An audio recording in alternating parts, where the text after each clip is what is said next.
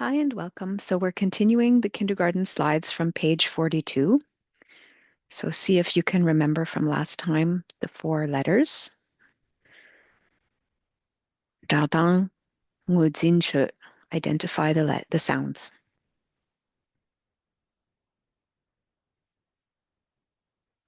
One, two, three, and 4. And now I'll read them. Ta, ta, za, wa. Did you get them right? Okay, we'll move on. Now we have a bit of vocabulary. So this one will be a bit longer, but this is the parts of the body. Lyugi, chashi, ngotu. So an introduction to the parts of the body. Lu is body, and gi is our of. So lu gi, the body apostrophe s, or body of. And chashe, parts. And ngotu is an introduction. Ngotu, introductions. So you can pretty easily follow along with the picture, what the words are, but I'll just read through them one by one. It should be pretty straightforward. I'm going to read from down the left and then down the left side of the front body, and then same thing on the next one. I'll read down the left side and then the middle and then down the right on the right side. So on the left, we have the eyebrow, migbu. Then we have the ear, nachok. Then we have the mouth, ka. Then we have the lips, chuto. Then we have the chin, male. Then we have the arm and the hand. The same word is used for both arm and hand, lakpa. Then we've got a thigh, which is the la. Then we have the foot of the leg. The same word is used for both foot and leg, gangba. So you can see the little lines here that show kind of the area that's covered by the whole distance. Okay, so now we'll start at the top on the right side of the front one. So we've got forehead, toba. Then we've got eyes or eye, mik. Then the nose is na. The tooth or teeth, so. Then the tongue, je. Then we've got the chest, tango. Then we've got the abdomen, togo. Then we've got the navel, or the belly button, sometimes we call it, dewa. Then down here we have the knee, pumo. And then we have the nails, fingernails and toenails, senmo. So we'll move over to the left side. So we've got hair, da. We've got the neck, ge. We've got the shoulder, takpa. We've got the upper arm, bongba. And then we've got the finger or the fingers, zubmo. Then in the middle, you have the back, gelpa. And down at the bottom here, you have the heel or the heels, tinka. On the right-hand side of the back, we have the head, go. We have the elbow, tumo. We have the waist, which is gepa. We have the buttocks or the bum, the kup, and then we have the calf, or really this kind of calf muscle here, which is the ñaril. And ñaril, aña is a fish, naril is like a pill, so it's like the fish-shaped muscle at the back of the calf. That's one easy way to remember it.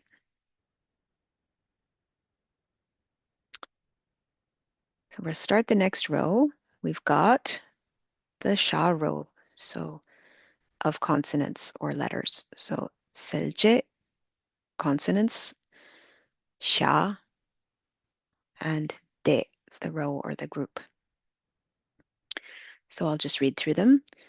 These are all blue, so they're all low tone. Sha, sa, ah, ya. Some people, when they're spelling, they pronounce this low tone ah as wa. So you don't be surprised by that if you hear people spelling it as wa sometimes. So the first example is with the letter sha. And the example here is shara. Shara, which means blind, not able to see. So the sentence is, this is a blind dog, or this dog is a blind dog. So the word for dog is ki, this, di, shara, blind. Shik is a, as opposed to chik, which is one, but shik is a, like in English when you say a or un. And then is, general, impersonal, re. So this dog is a blind dog. Kidi shara shik re.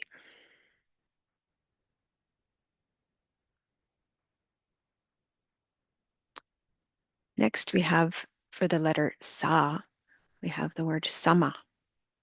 And a sama is food or a meal. And the sentence is, they are eating a meal.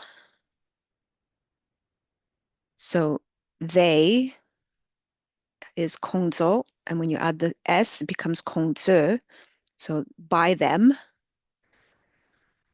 sama, a meal or food, and then sa is the verb eating, right? And the yidu is the present tense for the impersonal. So they are eating food. They're eating food. 공주 sama sagindu. 공주 sama sagindu. 공주 sama sagindu. They are eating food. Next we have the letter a, and the word is ayo, ayo. So you can tell from the picture that ayo is a puppy, right? Or puppies. So the sentence is, the little puppies are barking, and or the or perhaps it's more like this dog is barking at the other puppies because we have a la here. So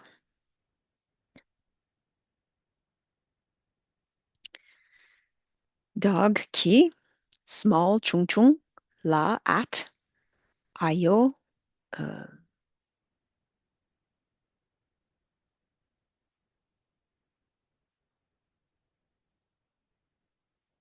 sorry, puppies. Lub, lub is to say or to talk, right? So lubgire. So are talking, are speaking, are saying something.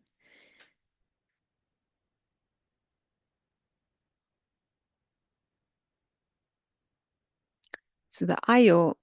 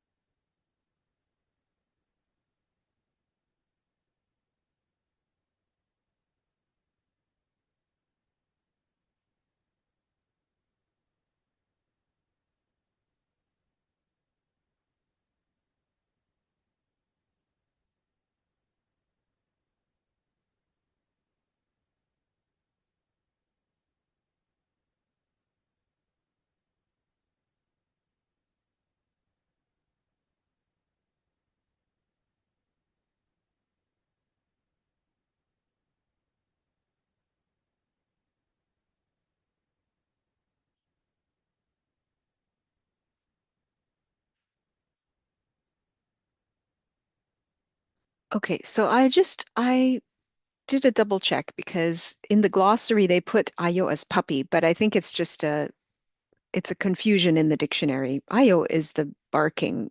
It's the sound, right? Like ayo that a dog would make. And it's just been misattributed as puppy by somebody in a dictionary somewhere.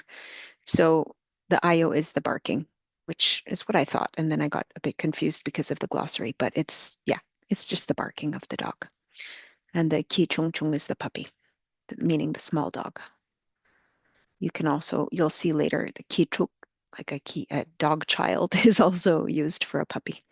Ki chuk. And the ayo is the barking part. So back to normal here.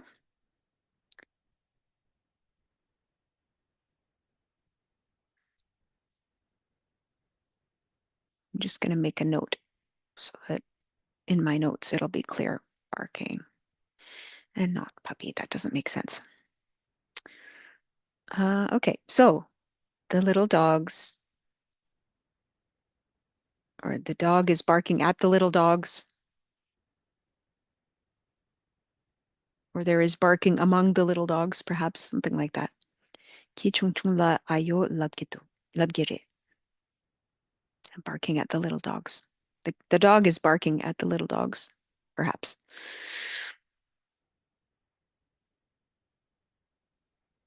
We're not really sure who is doing the barking. It's not clear from the sentence.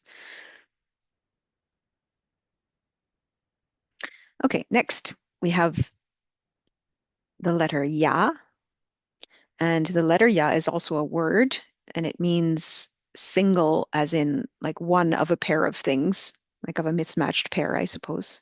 So each of these is a single one of a pair. So here are two single ones of a pair of shoes. So this is D, la is at or in. Shoes or boots is samgo. Uh, Single or one of a pair is ya. Two is ni, and do is. So there are two single shoes or pieces of footwear, I guess, in this, meaning in this picture. Okay, that's it for this one. See you in the next one.